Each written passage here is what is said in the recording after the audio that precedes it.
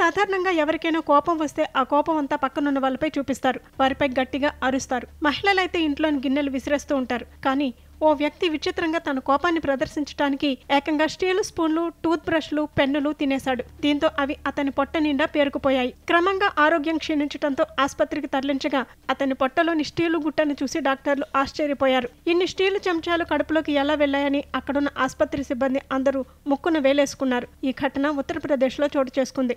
ఉత్తరప్రదేశ్లోని హాపూర్ జిల్లా బులంద్ షహర్కు చెందిన 40 ఏళ్ల సచిన్ మత్తుకు బానిసైపోయాడు. దీంతో అతని కుటుంబ సభ్యులు సచిన్ను డి అడిక్షన్ సెంటర్లో చేర్పించారు. దీంతో తనను ఒంటరిగా అక్కడ వదిలేసి వెళ్లారని ఇంట్లో వాళ్ల మీద సచిన్ కోపం పెంచుకున్నాడు. ఈ క్రమంలో వారి మీద కోపంతో స్టీలు చెంచాలు, టూత్ బ్రష్లు, పెన్నులు తినడం మొదలుపెట్టాడు.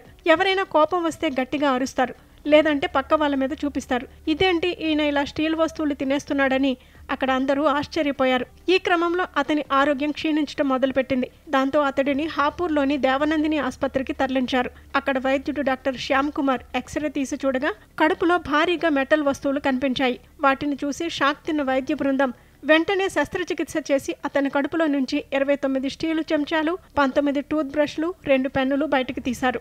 ఈ ఘటనపై డాక్టర్ శ్యామ్ కుమార్ మాట్లాడుతూ రోగిని అతని కుటుంబ సభ్యులు ఆసుపత్రికి తీసుకొచ్చారు.